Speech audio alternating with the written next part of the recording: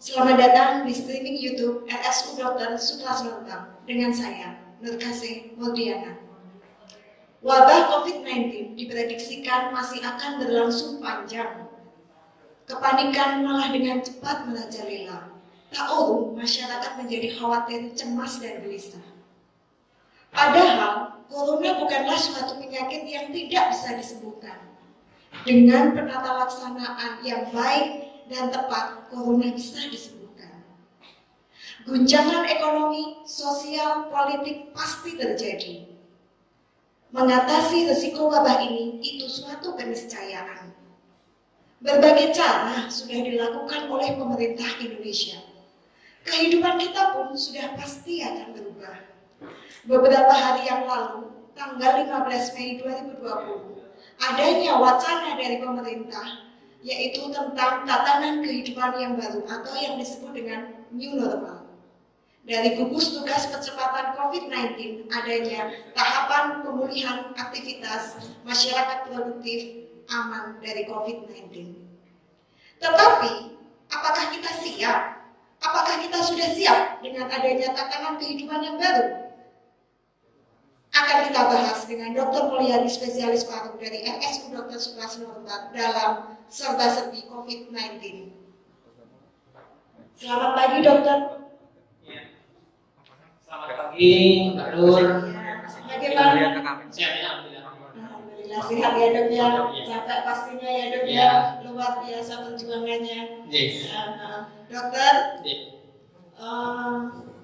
silakan kasih sedikit kepada kita lah ilmunya tentang apa sih COVID-19 itu. Terima kasih ya Mbak Nur Kasih, dan sebelumnya mungkin saya perlu menyapa untuk masyarakat Rembang dan sekitarnya. Ini masih suasana Syawal ya, saya mengucapkan mohon maaf lahir dan batin. Semoga kita semua diberkahi kesehatan ya, sehat walafiat ya. Satu topik menarik yang mungkin sudah berulang kali kita dengar ya, kita juga untuk membahas lebih banyak pada kesempatan kali ini tentang COVID-19 gitu ya Pak Nur ya. Ini sebenarnya adalah isu global ya, jadi isu global di mana sudah mendapatkan perhatian dari seluruh dunia, dan kita tahu bahwa COVID-19 ini sekarang sudah ditetapkan pandemi oleh WHO pada tanggal 11 Maret, dan kebetulan dilanjutkan tanggal 14 Maret Indonesia juga menetapkan ini sebagai bencana nasional. Nah, ini yang menjadi keprihatinan kita bersama, dan kita di sini kuncinya memang harus gotong royong. Jadi harus gotong royong untuk menyelesaikan pandemi ini. Seumur hidup baru kali ini saya memang merasakan pandemi ini, dan juga begitu melelahkan, tapi insya Allah yang penting kita tetap semangat ya. Oke, tetap semangat untuk mengatasi pandemi ini. Jadi begini Pak ya, COVID-19 ini sebenarnya adalah penyakit pneumonia sebenarnya begitu ya. Jadi awal masuk pertama kali COVID-19 itu kan pada saat itu di akhir tahun 2019 di bulan Desember ya. Pada saat itu di provinsi Hubei ya, di Cina, terus kemudian dalam perjalanannya pada tanggal 7 Januari sempat itu diisolasi penyebab daripada kasus pada akhir tahun 2009, dan itu dinamakan sebagai novel coronavirus. Awalnya demikian ya Pak ya. Terus dalam perjalanannya sudah mendapatkan nama ya, akhirnya diberikan nama sebagai COVID-19 ya, dan penyebab utamanya adalah SARS-CoV-2. Sebenarnya SARS-CoV-2 ini ada urutan ceritanya dengan outbreak yang pernah terjadi sebelumnya ya. Tahun 2003 itu pernah terjadi outbreak SARS ya, Severe Acute Respiratory Syndrome ya. Nah, dengan jumlah konfirmasi sampai 8.098 ya kasus ya, di mana meninggal 774. Dan tahun 2004 kemudian berulang kembali.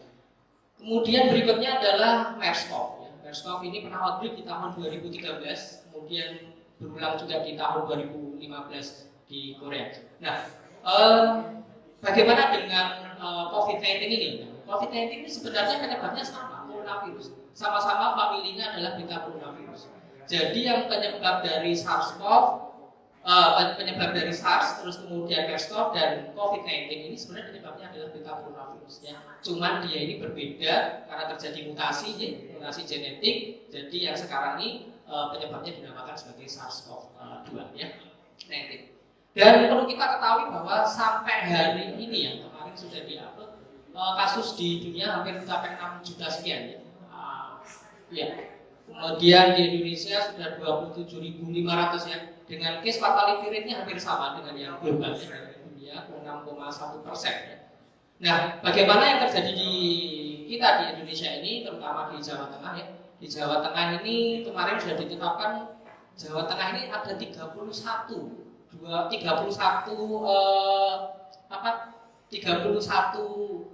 kota di Jawa Tengah yang terjadi transmisi lokal. Ini menjadi kewaspadaan kita bersama. Ya, oke. Nah, terus kemudian apa yang perlu kita perbuat ya? Yang pertama memang kita harus mengenali deteksi pada coronavirus ini dengan baik. Bagaimana sih kita bisa melihat coronavirus ini ya? Keluhan-keluhannya apa yang utama? Memang sebenarnya coronavirus ini masuk pertama kali melalui 3 lokasi, mata, hidung, dan mulut ya.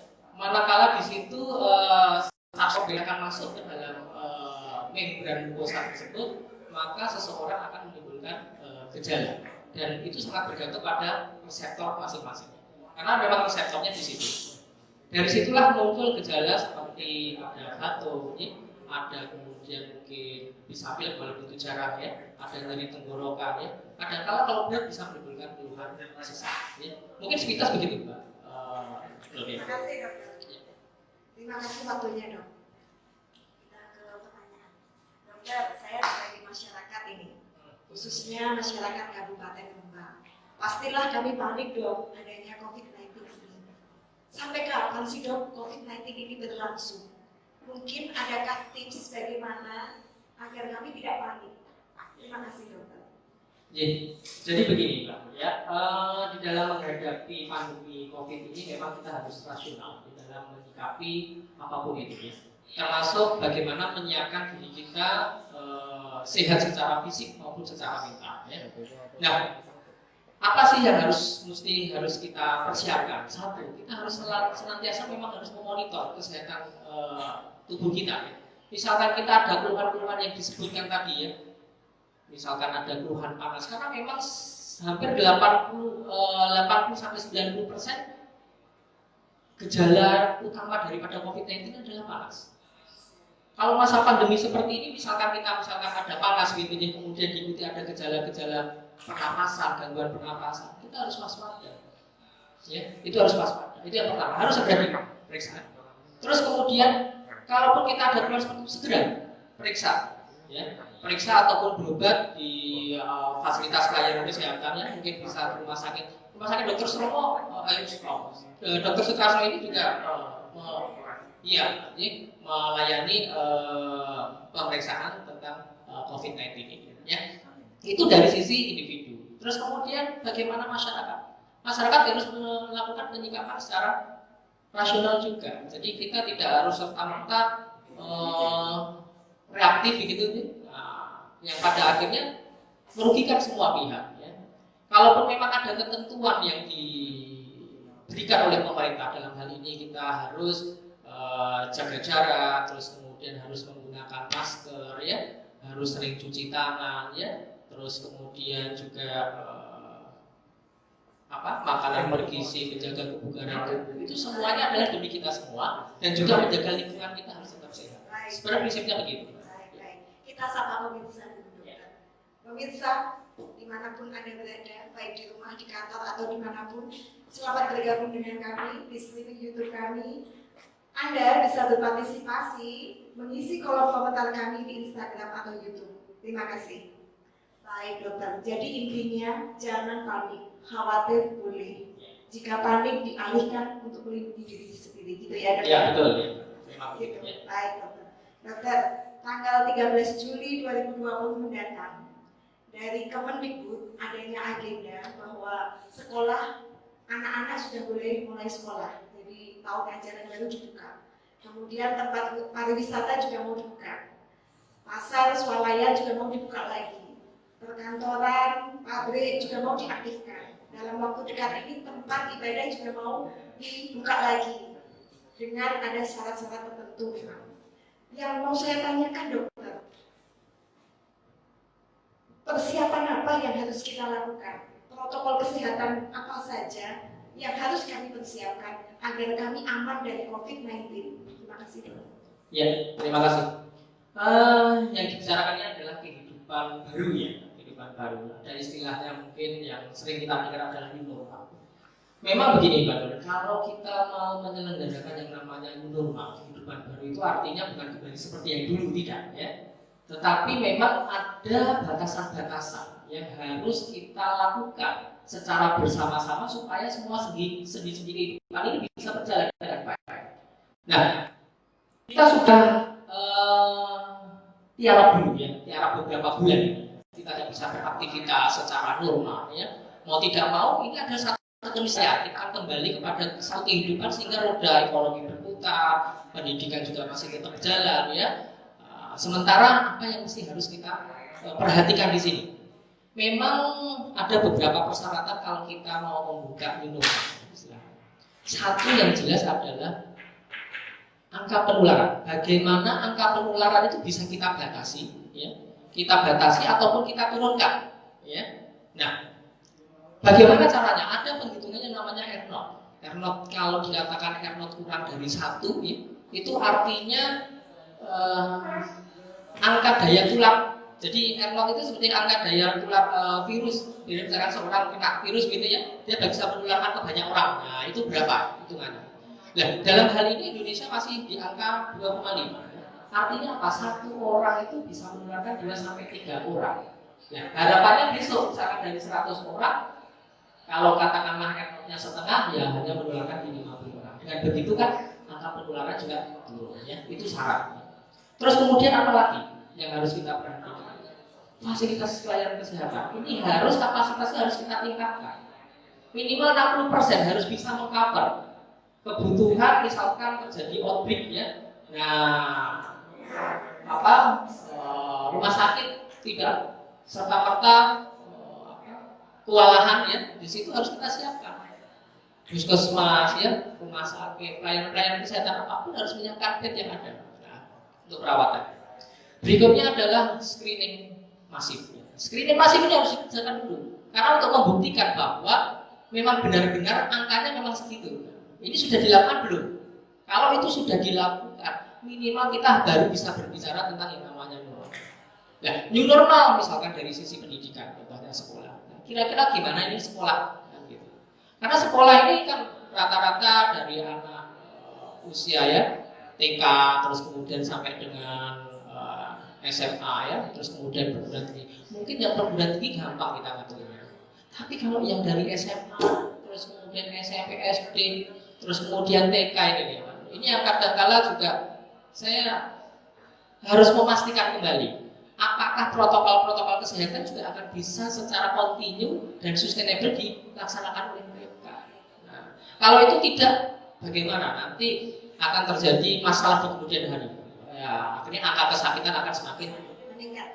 Baik dokter, ada jargon 4 sehat 5 sempurna sekarang dialihkan menjadi memakai masker, cuci tangan, jaga jarak 1-2, kemudian istirahat cukup, olahraga cukup, jangan panik, yang terakhir disempurnakan 5 sehatnya dengan makanan bergizi. Seperti itu dokter? Ya betul, memang. Berarti tambahannya adalah tadi ya, pakai masker wajib.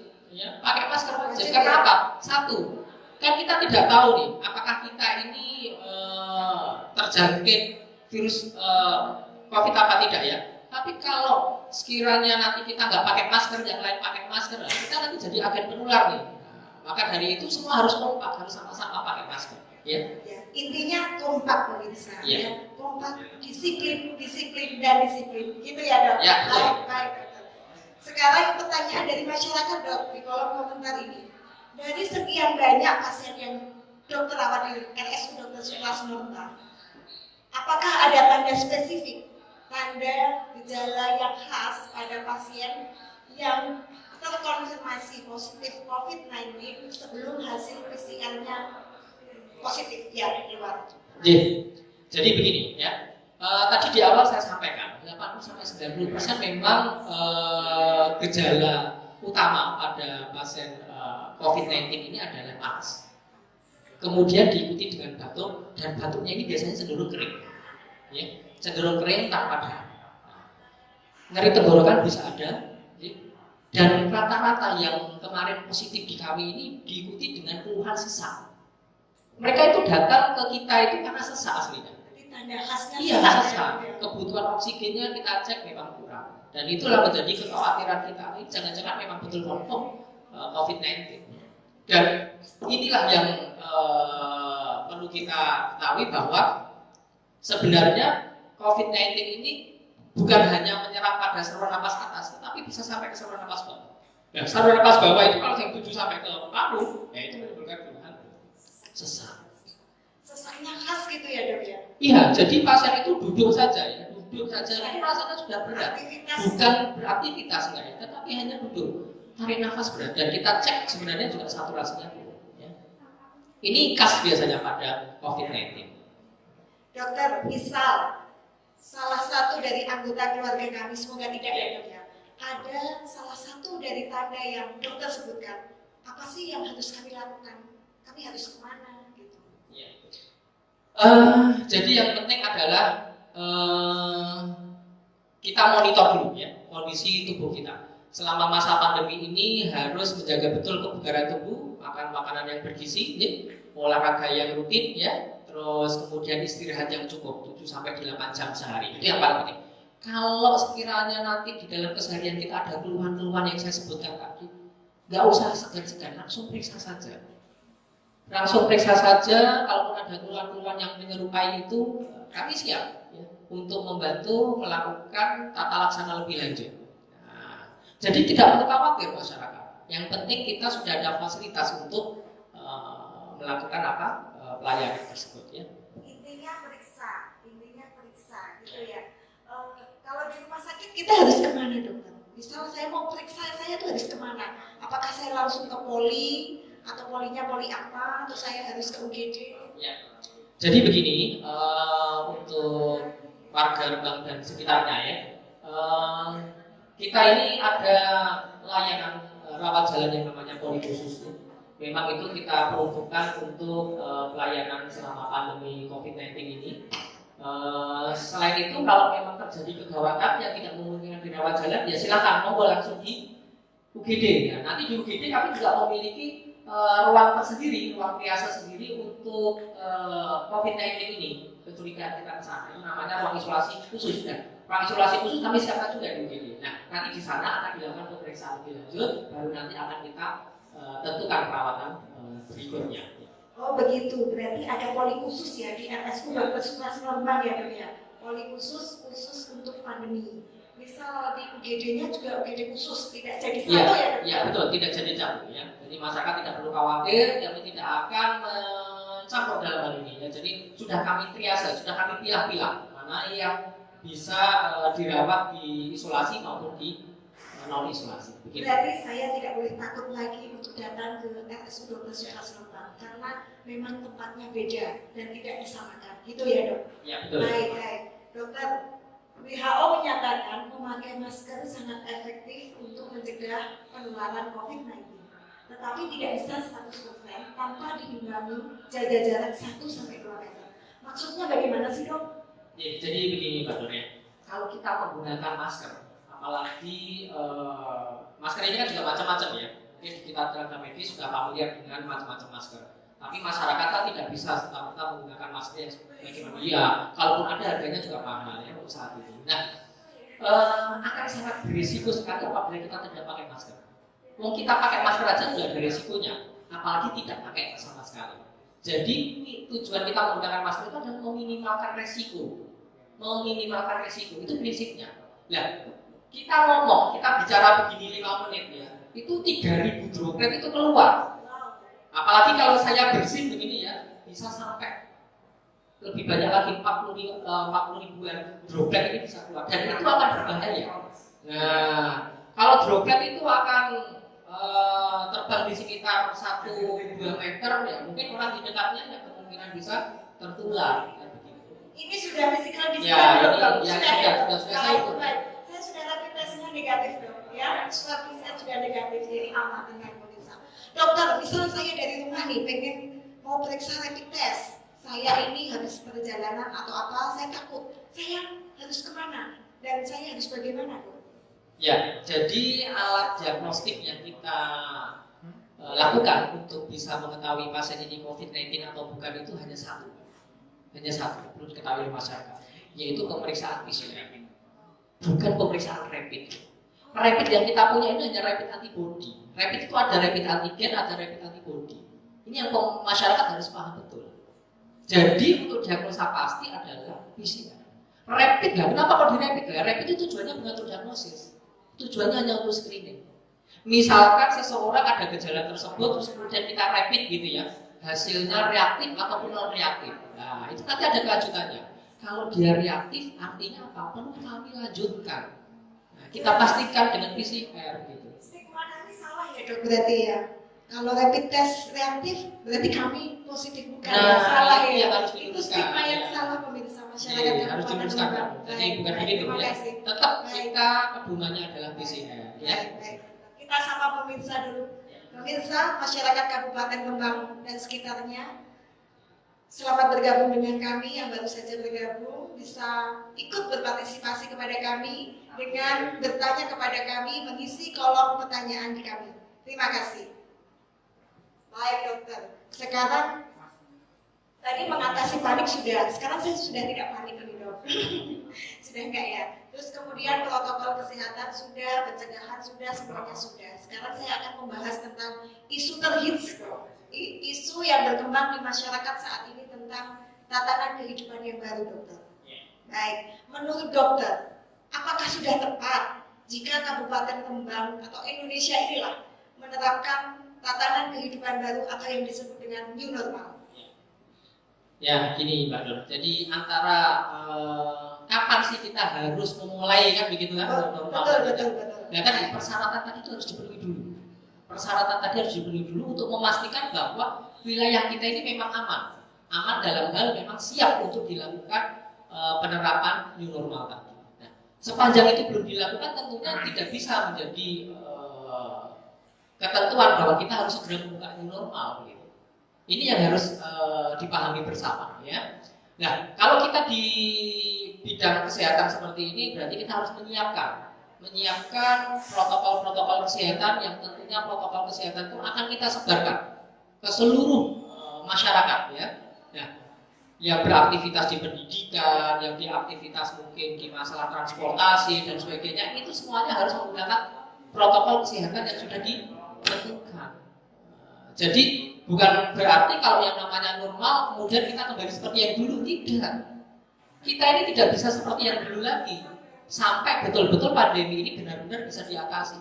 Karena kuncinya pandemi ini bisa berakhir hanya satu nanti, vaksin itu harus keluar. Vaksin ya dok? Iya, vaksin itu harus keluar. Jadi kalau vaksin ini belum ada, ya kita masih menunggu sampai ini vaksin ini keluar. Kalau vaksin ini keluar, harapannya bisa meminimalkan angka kesakitan tadi. Nah ini kan belum ada di sana. Nah kembali pada new normal tadi. Nah, terus mulainya kapan? Itu disiapkan dulu. Ya, yang penting sembari kita mempersiapkan tadi, kita harus saling mengecek. Ya.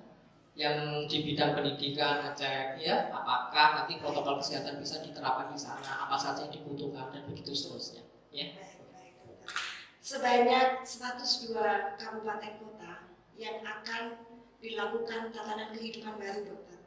Jadi harapannya masyarakat tetap produktif, tetap aktivitas, tetapi aman dari COVID-19. Jadi harus ada persiapan-persiapan ya dok ya? Iya betul. Berarti Rembang termasuk zona apa ini dok? Belum sampai sekarang, masih belum diputuskan ya. Sepertinya belum masih diputuskan ya. Di Jawa Tengah ini karena saya baca di berita itu Tegal ya, kota Tegal yang sudah direncanakan untuk dilakukan. Baik dokter. Pertanyaan dari masyarakat ini dok.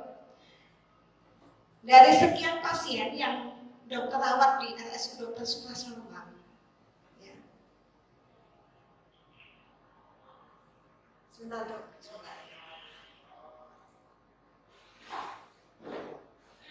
Mungkin ada pertanyaan live? Baik, saya cek dulu dong.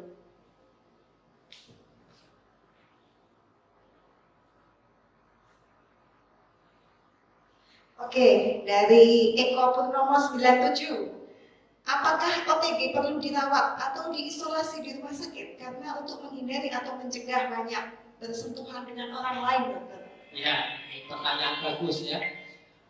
Sebenarnya kementerian itu sudah melakukan pemilahan mana yang ini kan mungkin masyarakat juga pernah dengar ya istilah-istilah yang sering diinformasikan oleh media massa. Ada yang namanya orang tanpa gejala OTG, ada yang namanya ODP, ada yang namanya PDP kan gitu, ada yang namanya confirm, ada juga yang namanya pelaku perjalanan. Nah, itu masing-masing mendapatkan treatment yang berbeda, Pak.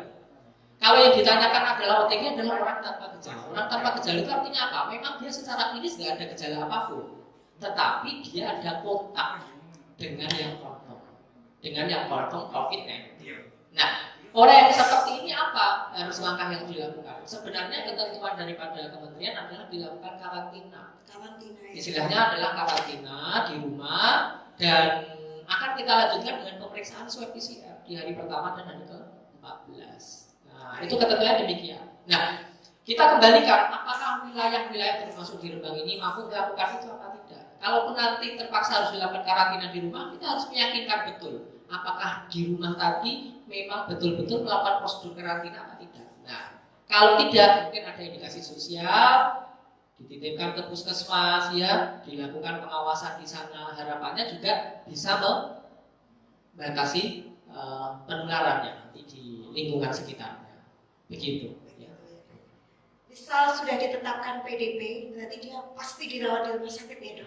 Ya, namanya PDP itu adalah pasien dalam pengawasan. Artinya pasien beda dengan ODP. ODP itu orang dalam pemantauan. Kalau yang namanya pasien dalam pengawasan ya artinya dia pasien. Kita harus kita rawat. Ya, biasanya kalau PDP itu gejalanya memang agak berat ya. Jadi dari PDP itu kita bagi, ada PDP ringan, ada sedang, ada berat. Ya. Kalau ringan biasanya bisa kita lakukan isolasi di rumah. Sementara kalau yang sedang berat kita akan lanjutkan perawatan di rumah sakit. Baik dokter, ada pertanyaan lagi dari Nona. Namanya 19. Apa sih dok? Ini ahlinya Pak Mulin. Apa sih dok sebenarnya perbedaan antara COVID-19 dengan TBC? Kok sama gejalanya? Beda, satunya adalah gejala akut, satunya gejala kronis. Kalau kita bicara TBC, sebenarnya ini masyarakat ini harusnya sudah familiar karena angka TBC kita ini ya nomor 3 ya, rankingnya tingkat nomor 3 di dunia ya. Nah, setelah Cina dan India lah. Sementara COVID-19 kok kita bingung kan begitu ya. Nah, pertanyaannya gitu kok kita bingung ya, karena memang kondisinya akut, beda dengan yang kronis. Kalaupun COVID-19 ini karena sifatnya dia akut, ya, karena gejala-gejalanya dia akut, jadi otomatis pasien itu akan segera berobat ke fasilitas pelayanan kesehatan, misalnya berobat ke rumah sakit. Nah, beda dengan yang namanya TBC. Nah, kalau TBC ini disertai dengan keluhan-keluhan yang sifatnya kronis, misalkan contoh batuk lama, batuk lebih dari 2 minggu, ya. Terus kemudian juga ada nafsu makan yang turun, berat badan turun, ya. Nah, jadi tanda-tanda kronisitas yang lebih muncul. Bisa juga sesak, tetapi sesak pada TBC ya lama. Melihat daripada infeksi TBC-nya tadi sudah sampai sejauh mana dia merusak struktur saluran napas ataupun di parunya sehingga menimbulkan keluhan sesak, ya. Begitu, Pak. Berarti penata laksanaannya beda, sangat beda. Jelas berbeda. Dan obatnya pasti berbeda juga. Obatnya berbeda ya. Terus masa inkubasinya juga berbeda dok ya. Ya. Terus pengobatannya lebih lama TBC gitu ya. Ya, dan lebih mahal TBC. Lebih mahal TBC. Karena pengobatannya, apalagi kalau TBC yang kebal obat. Wah, itu satu mobil sendiri hanya untuk obatnya saja. Ya. Satu lagi dokter, pertanyaan dari masyarakat. Apakah benar virus COVID-19 bisa disembuhkan dok jika sudah menyerang seseorang? Jadi begini ya Mbak Nur, sudah saya ilustrasikan. Ini WHO barusan juga merilis bagaimana perkembangan. Karena ini riset akan dilakukan terus-menerus ya. Karena ini namanya new emerging disease. Ini penyakit baru ya, penyakit baru. Nah, masa infeksius pada COVID-19 ini itu sebenarnya adalah 2-3 hari sebelum onset gejala sampai dengan 10 hari. Itu adalah masa infeksiusnya. Artinya apa? Di rentang luar waktu itu harusnya dia sudah tidak infeksius. Iya. Nah, di dalam kasus COVID-19 sendiri itu 80% itu kasusnya asimptomatis. Jadi tanpa gejala dia. Kalaupun ada simptom, mild ya, ringan gejalanya. Nah, yang sisanya yang 20% inilah yang butuh perawatan lebih lanjut di rumah sakit. Nah, 5%-nya yang membutuhkan ventilator. Begitu secara statistik begitu risetnya. Jadi masyarakat sebenarnya yang penting di sini adalah tingkatkan imunitasnya. Karena sebagian besar tadi saya sampaikan 80% prognosanya bagus. Yang penting imunitasnya bagus. Nah, yang perlu kita lindungi ini siapa? Ya, mereka-mereka yang memiliki penyakit penyerta seperti kayak kencing manis, ya, darah tinggi, ya. Nah, terus kemudian punya penyakit asma, punya penyakit paru lain, ya, seperti kayak PPOK atau mungkin punya sakit jantung, di mana pada orang-orang tersebut imunitasnya turun. Dan juga pada lansia, ya. Lansia ini harus kita perhatikan sendiri, karena pada lansia kalau kena COVID-19 itu sebenarnya prognosanya nggak bagus, karena terjadi apa penurunan kekebalan juga pada orang tua, dan ini yang harus kita pikirkan bersama. Ya. Jadi sembuh atau tidak tergantung dari kondisi pasien tersebut ya dok. Semakin tingkat imunitasnya tinggi berarti bisa disembuhkan. Ya betul ya. Jadi prinsipnya jaga imunitas. Ini hampir sama seperti kayak dulu. Ya. Baik dokter. Menurut dokter lagi ini, apakah sudah tepat Indonesia memberlakukan kenormalan baru, sedangkan dari grafik peningkatan grafik tertanggal 2 kemarin tanggal 2 Juni 2000 itu meningkat 609 kasus menjadi 27.549. Iya, jadi begini Mbak Nur, sebenarnya kalau pemerintah sendiri sampai hari ini pun masih mewacanakan hal tersebut dan senantiasa terus dibahas ya. Jadi kesiapan masing-masing wilayah selalu dipantau. Jadi kita ikuti saja perkembangannya. Jadi memang wacana ini akan senantiasa disosialisasikan begitu ya. Dan kita sebagai masyarakat harusnya sekarang apa yang menjadi tugas kita? Salah satunya adalah kita menjaga diri kita supaya diri kita tetap sehat dan tidak menjadi agen penular. Nah, supaya tidak jadi agen penular. Kalau kita nggak beregois, kan kita nggak beregois nih. Wah, aku nggak apa-apa nih, aku nggak pakai masker. Tapi tahu-tahu, ya orang tersebut karier, jadi dia membawa virus. Nah, itu yang berbahaya. Ketika dia beraktivitas di masyarakat, nah sementara dia tidak menggunakan masker, tidak jaga jarak dan sebagainya, dia bisa menularkan penyakit. Mungkin dia baik-baik saja, tak apa-apa. Tapi yang orang yang kena tadi, yang kebetulan mungkin dia punya penyakit penyerta, itulah yang orang sangat beresiko bisa menjadi sakit gitu. Ya. Dokter, untuk PDP dengan pasien dalam pengawasan di RSU itu paling lama dirawat berapa hari dirawat di rumah sakit? Ya, memang perawatan kenapa bisa menjadi lama? Waktu awal-awal kami menerima pasien PDP di kita, itu sebenarnya yang membuat perawatannya lama adalah pemeriksaan diagnostiknya ya. Karena memang kebetulan pada saat di awal tersebut pemeriksaan diagnostik kita ini memang sangat lama, yaitu pemeriksaan PCR yang dimaksud. Itu yang membuat isolasi kita menjadi panjang ya. Kenapa lama dok? Kenapa harus lama? Kita nggak punya lab sendiri atau harus dikirim sampel? Ya, memang sampai hari ini pun kita masih belum memiliki alat pemeriksaan PCR dan kita masih mengirimkan ke Semarang kebetulan. Nah, waktu awal kita masih kirimkan ke Jogja. Kemudian dalam perjalanannya pemerintah melakukan regionalisasi ya, ditata kembali supaya nanti tidak terjadi overload pemeriksaan. Nah, harapannya semua bisa terlayani dengan baik.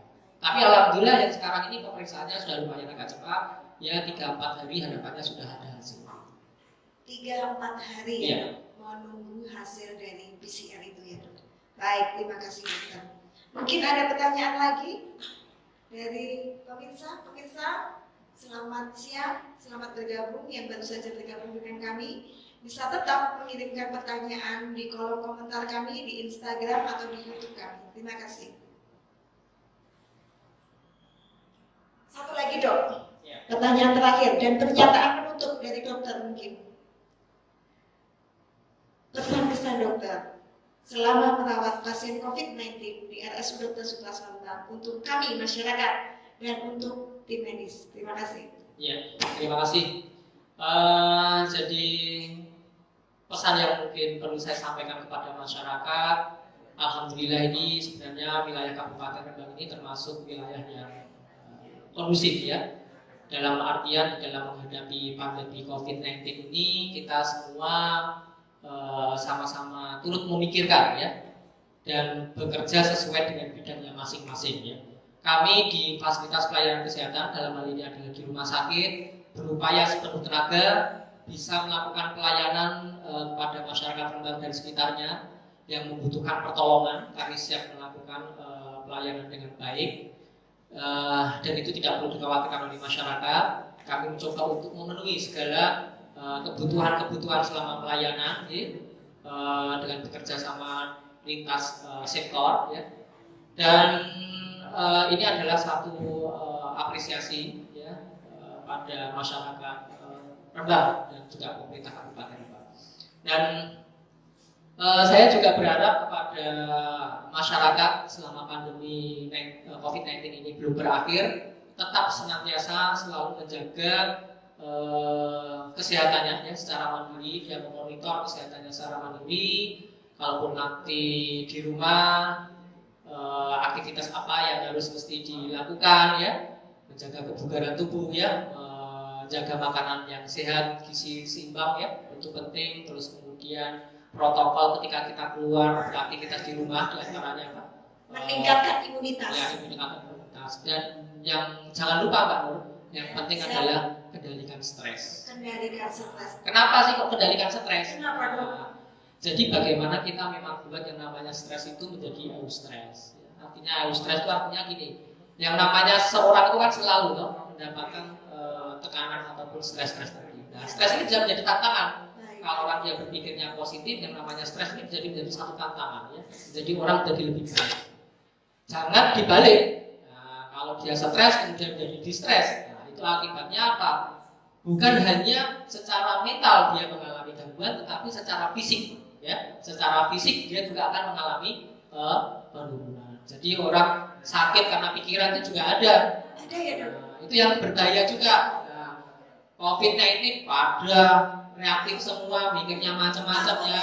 Itu ya sudah ada yang confirm nih di daerah tersebut. Wah, desanya dipalak dan sebagainya. Nah itu malah bukan berpartisipasi, bukan begitu sebenarnya solusinya ya. Solusinya ya bagaimana kita bantu yang confirm tadi. Kan otomatis yang confirm harus kita isolasi ya toh, keluarganya harus kita bantu. Itu yang sebenarnya yang harus kita lakukan. Dengan begitu artinya kita buat yang stres tadi menjadi stres. Kalau dipalak-palak semua mikirnya jelek-jelek, nah nanti yang melakukan itu malah jadi stres, malah betul-betul dia nanti daya tahan tubuhnya turun. Betul sekali. Itu untuk masyarakat ya, intinya jangan panik, jaga imunitas diri, juga hilangkan stigma-stigma negatif, jangan konsumsi berita-berita hoax karena tidak akan membuat kita imunitasnya meningkat. Gitu ya dok. Untuk tim medis dok, kalau untuk tim medis.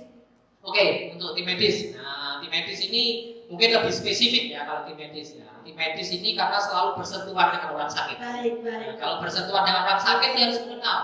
Gunakan alat pelindung diri dengan baik. APD. Nah, APD ya. Kita sering dengar namanya APD itu gunakan secara baik. Kapan kita menggunakan APD level 1, level 2, level 3, nah itu harus diterapkan. Nah, dengan begitu kita berharap tidak tertular dari pasien kan begitu.